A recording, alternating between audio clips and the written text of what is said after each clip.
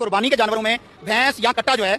उसको अल्लाह के नबी सल्लल्लाहु अलैहि वसल्लम से सबूत नहीं है। कुरान मजीद में अल्लाह ताला ने 8 जानवरों का जिक्र किया है, जिनके अंदर गाय है, बैल है और इसी तरह भेड़ और दुम्बा है, बकरा और बकरी है, ऊंट और ऊँटनी है। जिसमें गाय जो है वो भैंस या भैंसा जो है वो कतई इसमें कुर्बानी के जानवरों में शामिल नहीं है। ये हलाल जानवर है, इसका गोश्त खाना, इसका दूध पीना जायज़ और दुरुस्त है। लेकिन कुर्बानी अल्लाह के नबी सल्लल्लाहु अलैहि वसल्लम ने नहीं की, सहाबा किराम रिज़वानुल्लाह अलैहिम अजमाइन ने नहीं की, क्योंकि आप अल्लाह रब्बुल आलमीन का कुर्ब हासिल करना चाह रहे हैं तो ऐसे जानवर को करिए, क्योंकि यहाँ पर बेशुमार जानवर आपको वो मिलेंगे जिनकी कुर्बानी खुद रसूलुल्लाह सल्लल्लाहु अलैहि वसल्लम ने की है, तो उस पर आपको अजर मिलेगा, इस जानवर पर आपको अजर नहीं मिलेगा।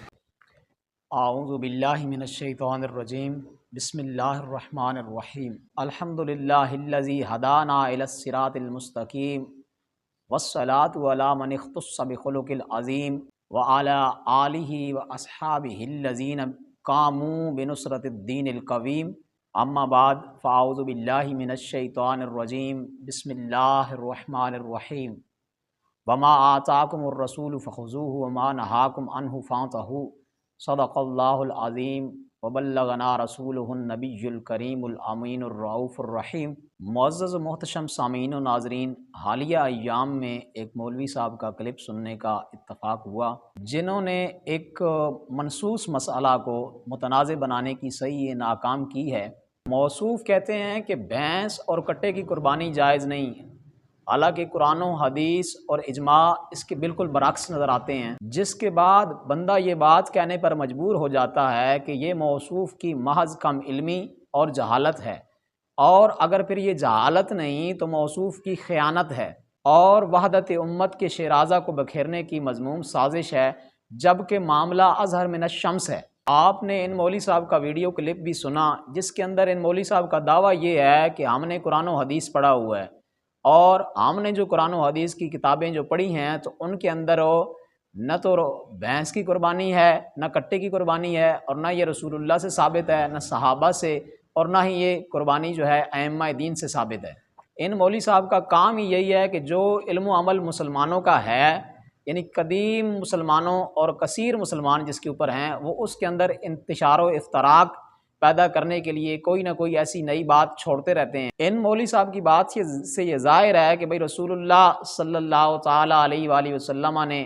भैंस की कट्टे की कुर्बानी नहीं की, तो हमारे लिए भी ये जायज़ नहीं है कि भैंस और कट्टे की कुर्बानी करें। और फिर साथ मौसूफ़ ये भी कह रहे हैं कि भैंस और कट्टे का गोश्त खाना, दूध पीना तो जायज़ है, लेकिन कुर्बानी करना जायज़ नहीं है। अब सवाल ये पैदा होता है कि फिर भैंस का या कट्टे का गोश्त खाना किस तरह जायज़ होगा और कुर्बानी करना किस तरह नाजायज़ है। गोश्त खाना तो आप कहते हैं जायज़ है और कुर्बानी करना नाजायज़ है, और फिर भैंस का जो दूध है उसको पीना कैसे जायज़ है, उनका गोश्त खाना कैसे जायज़ है? क्या ये अमल रसूलुल्लाह से साबित है? क्या सहाबा किराम से साबित है? जब रसूलुल्लाह से भैंस का दूध पीना साबित नहीं, गोश्त खाना साबित नहीं, तो फिर ये जायज़ कैसे हो गया भाई? तो फिर ये मौलवी साहब ये कहेंगे कि कुरान करीम के अंदर ये आ चुका है कि उहिल्लत लकुम बहीमतुल अनआम, कि तुम्हारे लिए चौपायों को हमने हलाल कर दिया है। तो चूँकि बहीमतुल अनआम के अंदर भैंस और कट्टा भी आते हैं, तो इसलिए भाई उनका गोश्त खाना और उनका दूध पीना जायज़ है। तो फिर हम जवाबन उन मौलवी साहब की खिदमत में ये अर्ज़ करेंगे कि कुरान करीम की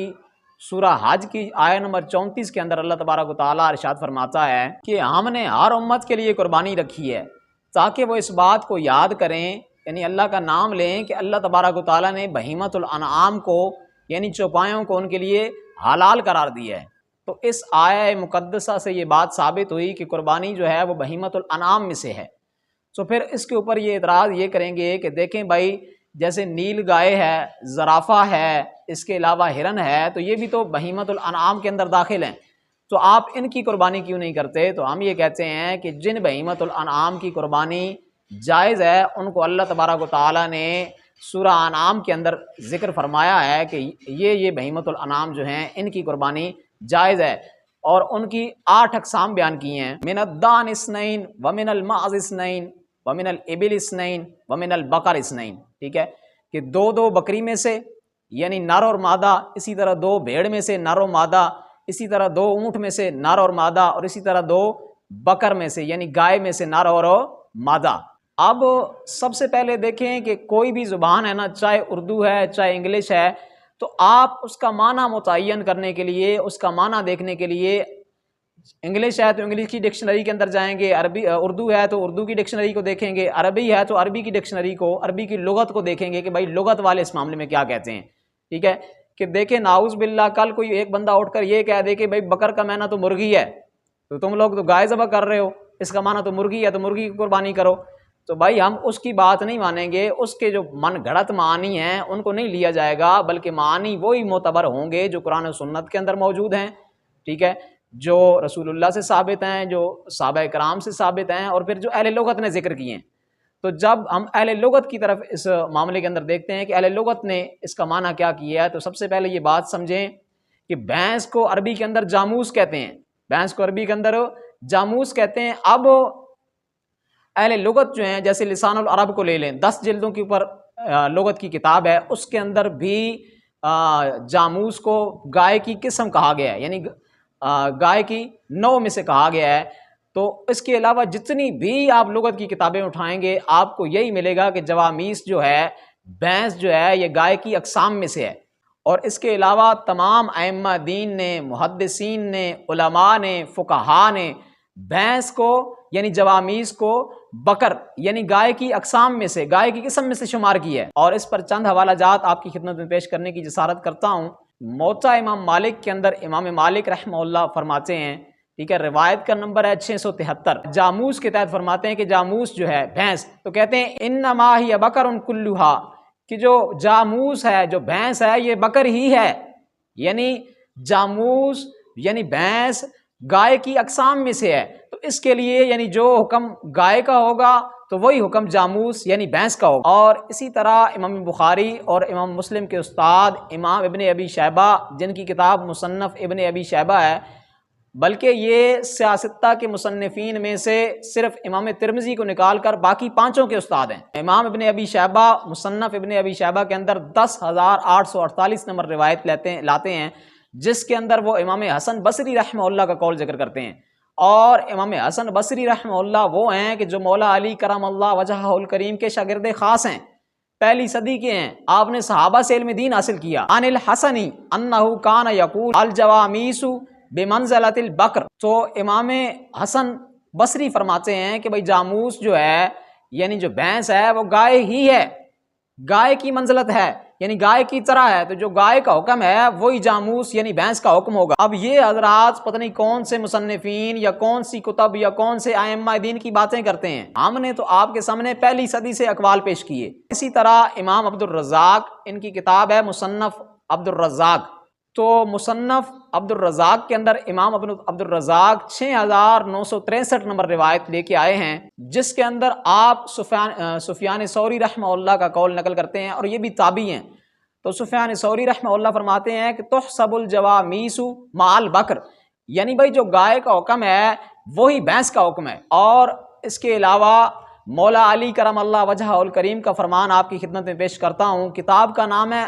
مسند الفردوس، اور یہ کتاب امام دہلوی کی ہے، اس کے اندر روایت نمبر 2650 ہے۔ تو مولا علی فرماتے ہیں الجاموس تجزی عن سبعۃ فی الاضحیہ، کہ جاموس جو ہے بھائی بھینس جو ہے اس کے 7 حصے کیے جائیں گے قربانی کے اندر۔ تو اب جب قربانی بھینس کی جائز ہے تو تبھی تو مولا علی کرم اللہ وجہہ الکریم اس کے 7 حصے کرنے کی بات فرما رہے ہیں، اگر جائز ہی نہ ہوتی تو اس کو تقسیم کرنے کی کیا حاجت پیش آتی؟ لہٰذا مولا علی کرم اللہ وجہہ الکریم نے یہ فیصلہ فرما دیا کہ بھینس جو ہے وہ 7 بندوں کے لیے قربانی کے اندر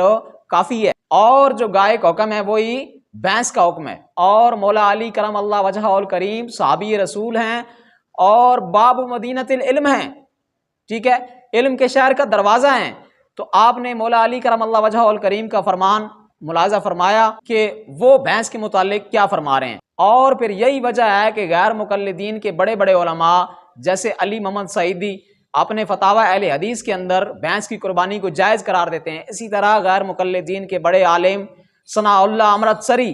ٹھیک ہے، وہ فتاوی ثنائیہ کے اندر بھینس کی قربانی کو جائز قرار دیتے ہیں۔ اور پھر اس بات پر اجماع ہے، تمام ائمہ دین، فقہاء، علماء، محدثین، تمام کا اس کے اوپر اجماع ہے کہ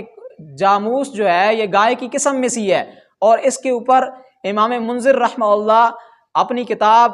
الاجماع کے اندر، ٹھیک ہے، جس کے اندر امام منذر نے صرف ان مسائل کو ذکر کیا ہے جن کے اوپر تمام امت کا اجماع ہے۔ امام منذر اس کے اندر جاموس کے مسئلے میں فرماتے ہیں اجمعوا علی ان حکم الجوامیس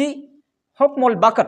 کہ اس کے اوپر اجماع ہے کہ جو گائے کا حکم ہے وہی بھینس کا حکم ہے، ٹھیک ہے۔ اس کے اوپر آپ کو میں نے اجماع بھی ذکر کیا کہ اس کے اوپر اجماع بھی ثابت ہے، یعنی تمام امت کا اس کے اوپر اجماع ہے کہ بھائی بھینس گائے کی قسم میں سے ہے اور بھینس کا وہی حکم ہے جو گائے کا حکم ہے، لہٰذا یہ بات ثابت ہوئی کہ بھینس کی قربانی جائز اور عند اللہ اجر و ثواب والا کام ہے۔ اب جس کے جی میں آئے وہی پائے روشنی، ہم نے تو شمع جلا کر سر عام رکھ دی، وما علینا الا البلاغ المبین۔